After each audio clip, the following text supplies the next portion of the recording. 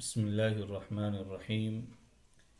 رمضان المبارک کے مہینے میں جس طریقے سے ہم روزے کا اہتمام کرتے ہیں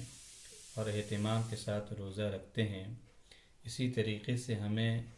صدقہ اور خیرات میں بھی اہتمام کرنا چاہیے۔ حضور پاک صلی اللہ علیہ وسلم کی کئی حدیثیں بیان کی گئی ہیں کہ آپ صلی اللہ علیہ وسلم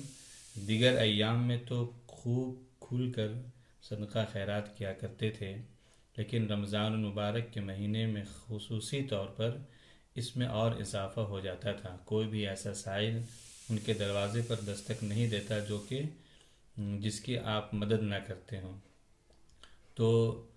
اس رمضان مبارک کے مہینے میں سب سے پہلے ہمیں صدقے میں اضافہ کرنا چاہیے، بہت زیادہ صدقہ خیرات کرنا چاہیے۔ اس سے ایک فائدہ یہ ہوتا ہے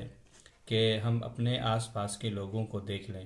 کہ بہت سارے لوگ ایسے ہوتے ہیں جو بڑے خوددار قسم کے ہوتے ہیں،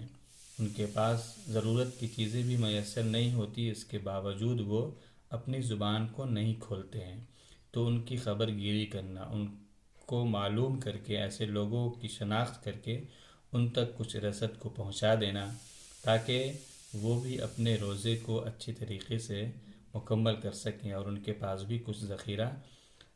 جمع ہو جائے اور کچھ ان کے پاس بھی کھانے پینے کی چیزیں میسر ہو جائیں تاکہ وہ اور ان کے بچے صحیح طور پر اس مہینے کو گزار سکیں۔ اللہ رب العزت نے قرآن میں فرمایا ہے کہ لن تنالوا البر حتى تنفقوا مما تحبون، کہ نیکی تم ہرگز اس وقت تک حاصل نہیں کر سکتے جب تک کہ اپنی محبوب چیز کو تم خرچ نہ کر ڈالو۔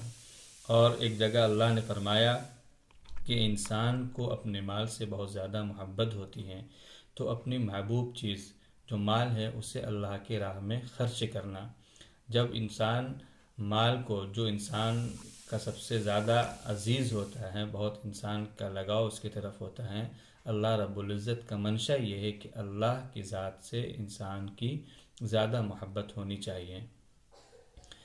کہ ہماری محبت اللہ سے زیادہ ہو، مال دولت سے زیادہ نہ ہو۔ تو مال دولت جس کے بارے میں کہا گیا کہ فطری طور پر انسان اس سے محبت کرتا ہے، اس چیز کو اللہ کے راستے میں خرچ کریں۔ جب اس چیز کو ہم اللہ کے راستے میں خرچ کریں گے تو ہم نیکی کے اس مقام تک پہنچیں گے جسے بر کہا جاتا ہے اور نیکی کہا جاتا ہے۔